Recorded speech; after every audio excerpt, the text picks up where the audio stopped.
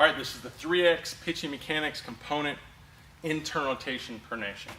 So this is releasing the ball. This is what happens to the arm. This is a reactive movement. People talk about coaching pronation. It should be reactive. You can try to emphasize more pronation, but you do got to be careful you can strain your forearm doing it. So ideally, if you've done everything right, we shouldn't be trying to force things, but sometimes we'll do that because pronating early reduces a lot of stress on the elbow. So sometimes if you have a lot of irritation in your elbow, better pronating removes it in your throws. But ideally, like I said, this needs to be done correctly through the body, so it's not something you're trying to consciously do at the end.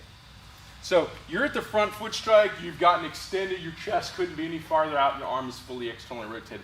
From here, the arm's going to go from external rotation to internal rotation, and the wrist is going to pronate, and that's how the arm works. So basically, the action is to externally rotate, lay back, which allows the trunk to go forward.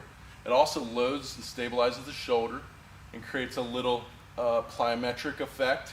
Ideally, we want to use less of that effect than more. And then that'll fire from external to internal. And the forearm's going to do the same thing. So don't just think the shoulder loads, the forearm loads. The forearm, as you cock the ball and you turn, it swivels into supination, thumb back, and it's tightening and loading, and that springs it into pronation. So think about it. If you want earlier pronation or internal rotation pronation, you have to get to good external rotation supination loading early, not too early, but early.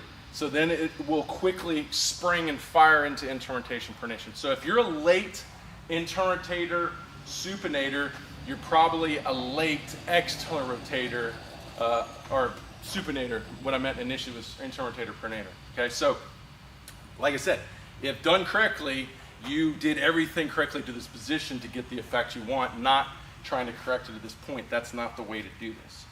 So you're going to feel, like you said, out here, external rotation, you're going to feel internal rotation pronation. Now, when you see extension, an extension can happen out here in a throwing arm path, and it can happen out here. We want it out here. The arm studies show is just reacting to your trunk. So if you have extension out here or early or something called forearm flyout, that's because you're pulling and swinging in rotation, and that's a centrifugal force pulling you that way. If you're extending out here, that's because you didn't have a lot of rotational energy, more linear energy. Trunk went forward, arm extended, pushing that kinetic energy through the trunk to the ball before it went to internal rotation pronation. So extension of the arm should also not be consciously created or something you're trying to voluntarily do. It's something that's an involuntary reaction to the kinetic energy pushing up the trunk, or if it's done incorrectly, pushing in rotation out of the trunk too early as your arm flies out to the side. So you're going to see, you're going to think internal rotation pronation, but your arm will actually extend before it goes into internal rotation pronation. And it's not something where you got to pull your arm and all that stuff. Your arm should slightly come across your body. Definitely don't want a big swing across your body. What's that? An indication that you're once again to rotation. Okay, so if you're doing things right with the trunk, you'll be doing things right with the arm.